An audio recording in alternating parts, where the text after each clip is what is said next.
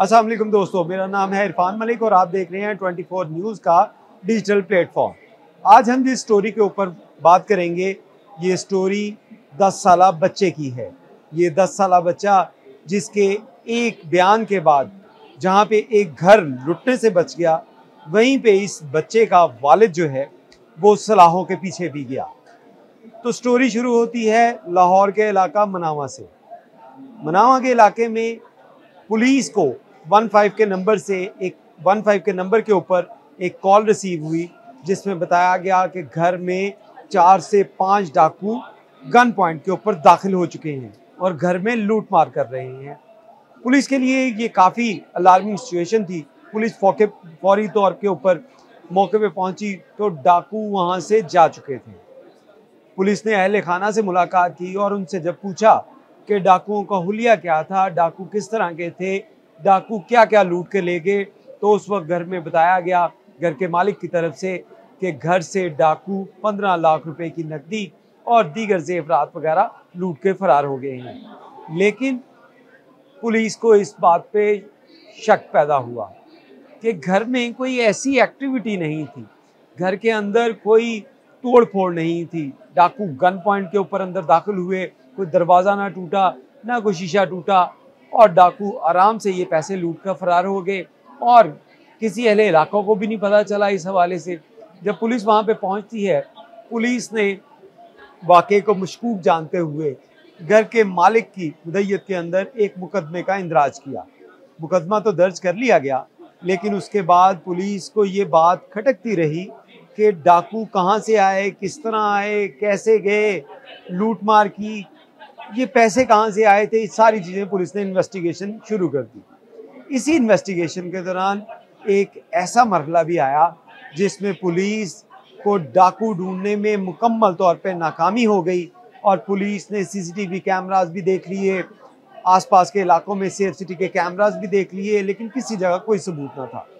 फिर पुलिस ने तफ्तीश का रवायती तरीका अपनाया और ये रवायती तरीका था कि जिस जगह के ऊपर वारदात हुई है, जहाँ पे ये क्राइम सीन हुआ है, वो खुद बोलेगा कि ये कैसे हुआ। पुलिस ने इस घर में मौजूद तमाम अफराद के फर्दन इंटरव्यू शुरू कर दिए।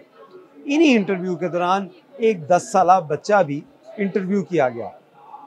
पुलिस ने उस बच्चे को और उसके वालिद को हर एक को अलहदा इंटरव्यू किया। बच्चे को जब बुलाया गया, बच्चे से जब पूछताछ की गई, तो इस दौरान बच्चे ने कह दिया कि मुझसे क्या पूछते हैं, जो कुछ पूछना है मेरे बाप से पूछें, उसे सब मालूम है। ये वो पॉइंट था जब पुलिस को लगा कि शायद पुलिस उन डाकुओं तक, उन मुल्जिमान तक पहुंचने वाली है। पुलिस ने इस बयान के बाद बच्चे के वालिद को पकड़ लिया, उसको बिठाया गया कमरे के अंदर। पुलिस ने उससे इन्वेस्टिगेशन शुरू की तो वहाँ पे नई कहानी सामने आ गई। बच्चे के बयान के बाद वालिद जो मुद्दई मुकदमा था, जिसने मुकदमे का इंदराज करवाया था और पुलिस को इत्तला दी थी कि उसी ने ही उसके घर के अंदर डाकू घुस आए हैं, तो ये डाकू नहीं बल्कि वो खुद ये इस वाक़े के अंदर मुलव्विस था। उसी ने ही अपने घर में वारदात का ड्रामा रचाया। ये डाका नहीं था, ये बल्कि एक ड्रामा था और इस ड्रामे का मरकज़ी किरदार 15 के ऊपर कॉल करने वाला वो शख्स खुद था, जिसने कहा मेरे घर में डाकू घुस आए हैं। पुलिस ने इन्वेस्टिगेशन की तो पता चला कि ये साहिब जो घर के मालिक भी थे, इनके साले ने 15 लाख रुपया अमानतन इनके घर पे रखवाया था, क्योंकि वो ईद की छुट्टियों में कहीं जाना चाह रहे थे। तो घर में जो कैश पड़ा था, उन्होंने कहा कि अपने बहनोई साहब के घर पे रखवा देते हैं।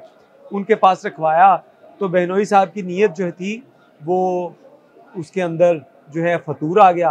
उन्होंने सोचा कि ये पैसे जो हैं इसको लूट मार करके ले जाया जाए और उसको कहा जाए साले अपने को कि भाई मेरे पास तो पैसे नहीं है, मेरे पास तो जितनी थी वो वारदात हो गई। पुलिस ने उसको गिरफ्तार कर लिया। इस हवाले से पुलिस ने जो मुकदमा दर्ज किया गया था, उसी मुकदमे में अब ये वालिद साहब जो हैं उस बच्चे के, जिसने ये बयान दिया और उसकी सच्चाई की वजह से आज उसका वालिद जो है वो जेल में है। पुलिस हुक्काम का कहना है इस हवाले से जब हमने तहकीकात की तो हमें क्राइम सीन जो है उसके बारे में ही ये मालूम था कि ये यहाँ पे कोई ऐसा इंसिडेंट हुआ लग नहीं रहा, क्योंकि वहाँ पे ना तो फोरेंसिक के सबूत मिले किसी और शख्स के आने के, और ना ही कोई फिंगरप्रिंट, ना कोई तोड़फोड़ हुई। इस हवाले से डीआईजी ऑपरेशन की भी बात सुन लें, उनका क्या कहना है कि ये वाकया हुआ तो इसके बाद पुलिस की जानिब से क्या रिस्पॉन्स दिया गया। 15 की कॉल चली, पुलिस को रिपोर्ट हुई कि एक घर के अंदर डाकू घुसे और उन्होंने 14,80,000 रुपए की वारदात की। अब पुलिस फौरन मौके पे पहुंची, एसएचओ ने रिस्पॉन्ड किया। क्राइम सीन ने बताया कि यहाँ पे ये जो रॉबरी वाली बात कह रहे हैं, घर में डाकू घुसने वाली बात कह रहे हैं, ये इस तरह से नहीं है। फिर क्योंकि मुद्दई अक्सर परेशान भी होते हैं, घबराए होते हैं लोग, इस सारे इंसिडेंट के बाद एक ट्रॉमा होता है, तो वो सारी चीज़ें उनसे जब सवाल जवाब करते रहे तो वो पता लगा कि इसके अंदर कोई ये हो सकता है नकबजनी हो, ये इस तरह की वारदात लग नहीं रही। जब उनसे सवाल जवाब किए वो कहाँ थे, ये तो वो चीज़ें समझ आई कि ये नकबजनी है, शायद नकबजनी है, और इसकी एफआईआर भी नकबजनी की दफात में फ़ौरन दे दी गई। अब जब उसके बाद घर वालों से इंडिविजुअली बात शुरू की गई, उससे फैमिली मेम्बर्स को अलग अलग करके गुफ्तगू की। 14,80,000 रुपये कहाँ से आए, किसके थे, क्योंकि सस्पिशंस थी। क्राइम सीन खुद बोल रहा होता है कि यहाँ पे देयर इज समथिंग रॉन्ग, तो उसके ऊपर कुछ सवाल जवाब जब किए तो वहाँ पे स्टेटमेंट्स में बहुत सारा फ़र्क आ गया। वहाँ पे एक बच्चे ने जो बात की, उस बच्चे की बात से ये अंदाज़ा हुआ कि ये प्री प्लान्ड, ये खुद साख्ता किस्म की वारदात बनाई गई, ये वारदात हुई नहीं है।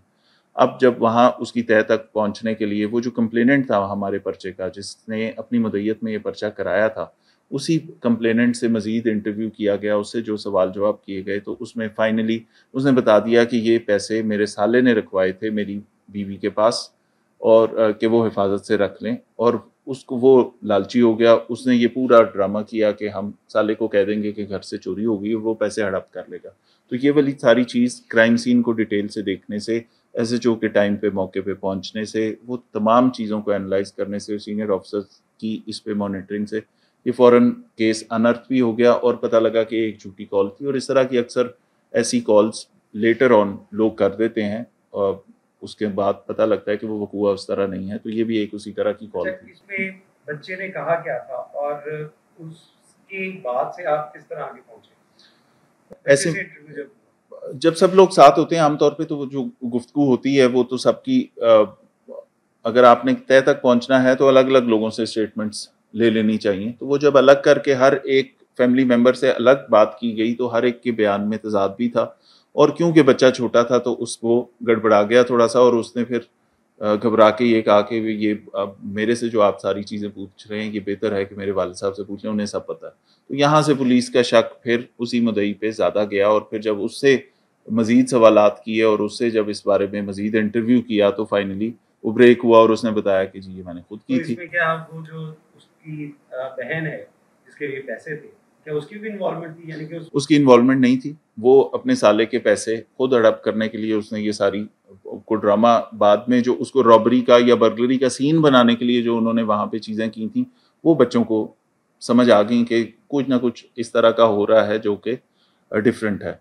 तो वो जो रॉबरी का या बर्गलरी का या वारदात का एक सीन बनाया जा रहा था, उसकी वजह से ये उस बच्चे की जो बात थी उसे हमें लीड मिली, और फिर उस बंदे ने बताया कि ये सारा काम उसने इस मोटिव से किया है। और ऐसी कई कॉलें हम अक्सर डेली बेसिस पे कई बोगस कॉलें आती हैं जहाँ पे तनाज़ा को बंदा अपनी कमेटी के पैसे लेने आया है, वायरलेस पे कॉल चलती है और वो फ़ौरन 15 पे बताया जाता है कि जी फ़लाँ जगह पे दुकान में डाकू घुसा है। कॉल लोग ये करते हैं कि डाकू घुस गए, ये नहीं बताते कि ये कमेटी के पैसे लेने आया था और वहाँ पे लड़ाई झगड़ा हो गया। तो अक्सर डेली बेसिस पे हम इस तरह की बोगस कॉल्स का सामना करते हैं, जिसमें मैं समझता हूँ सिर्फ पुलिस का टाइम और एनर्जी और सरकार के रिसोर्सेज और फ्यूल और वो सारी चीज़ें ज़ाया होती हैं, और साथ साथ जिस बंदे के पास पुलिस टाइमली रिस्पॉन्ड कर सकती है वो कहीं इंगेज होने की वजह से हो सकता है कि उसमें डिले भी आ जाए। तो इस चीज़ से परहेज़ करना चाहिए। शहरियों को ये पता होना चाहिए कि 15 बड़े एक सीरियस नेचर के लोगों को इमरजेंसी में ये रिस्पॉन्स के लिए एक सर्विस है, तो इसको मिसयूज़ ना करें। आपने डीआईजी ऑपरेशन फैसल कामरान की बात सुनी। फैसल कामरान का कहना है कि लाहौर में ऐसी हज़ारों कॉल्स डेली बेसिस पे की जाती हैं जिसमें झूठ बोला जाता है कि हमें कुछ लोग मारने आ गए हैं, वो आम लड़ाई झगड़ा हो या दीगर जो वाक़यात हों जिसमें क्राइम ना हो लेकिन लोग पुलिस को बुला लें पुलिस के वसाइल ज़ाया करें या अपने मुफाद के लिए पुलिस को वहाँ पे बुलाया जाए। तो इससे जहाँ पे पुलिस के वसाइल जो है उनके अंदर खर्च पैदा होता है, वहीं पर उन लोगों का हक भी मारा जाता है जिनको उस वक्त पुलिस की ज़रूरत होती है, लेकिन पुलिस वहाँ पे नहीं पहुँचती, उस झूठी कॉल पे पहले रिस्पॉन्ड कर जाती है जिस पे ज़रूरत भी नहीं, और वहाँ पे पुलिस को बुला के उसका टाइम भी ज़ाया किया जाता है। तो लिहाजा ऐसी 15 एमरजेंसी नंबर कोई भी हो, वो 15 हो, वो ईदी का हो, वो फायर ब्रिगेड का हो, या वो किसी का भी एमरजेंसी नंबर हो, उसके ऊपर सोच समझ के कॉल करें कि कहीं इस शिकंजे में आप खुद ना फंस जाए। बहुत शुक्रिया।